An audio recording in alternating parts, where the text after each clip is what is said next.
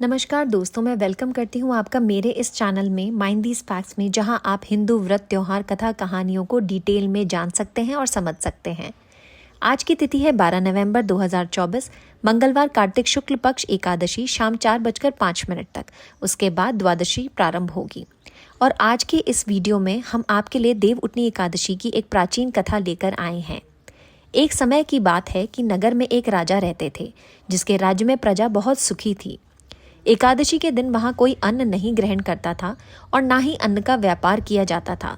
सभी लोग फलाहार करते थे। एक दिन भगवान विष्णु ने राजा की परीक्षा लेने की सोची। वे एक सुंदर स्त्री का रूप धारण करके रास्ते में बैठ गए।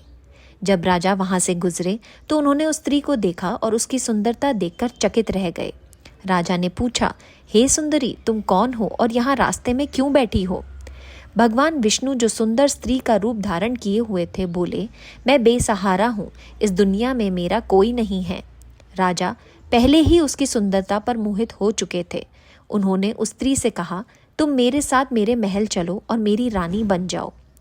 उस स्त्री ने उत्तर दिया, मैं तुम्हारी बात मान लूंगी, लेकिन मुझे राज्य का अधिकार सौंपना होगा। जो भी भोजन मैं बनवाऊंगी तुम्हें उसे खाना होगा। राजा ने उसकी शर्तें स्वीकार कर ली और उसे महल में ले जाकर विवाह कर लिया। अगले दिन देवउठनी एकादशी थी। उस सुंदर स्त्री ने सभी को आदेश दिया कि अन्य दिनों की तरह बाजार में आज भी अन्न बेचा जाएगा और महल में मांसाहारी भोजन भी बनवाया। उसने राजा को इसे खाने के लिए कहा। राजा ने कहा, हे देवी, आज देवउठनी एकादशी है, मैं केवल फलाहार करूंगा। लेकिन रानी ने उसे शर्तें याद दिलाई और धमकी दी, यदि राजा आपने आज भोजन नहीं किया तो वह बड़े राजकुमार का सिर कटवा दूंगी। ये सुनकर राजा बहुत दुखी हो गए और अपनी बड़ी रानी से अपनी चिंता साझा की।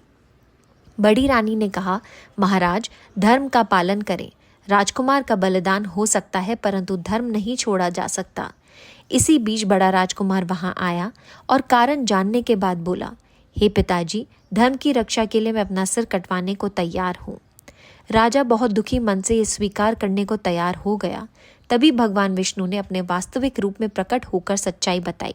उन्होंने राजा की परीक्षा में सफल होने पर उनसे वर मांगने को कहा। राजा ने बड़ी विनम्रता से कहा, हे प्रभु, हमें आपका आशीर्वाद चाहिए।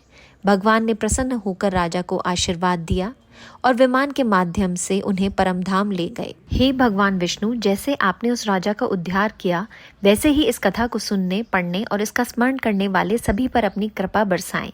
जय श्री हरि विष्णु। उम्मीद है ये जानकारी आपको पसंद आई होगी।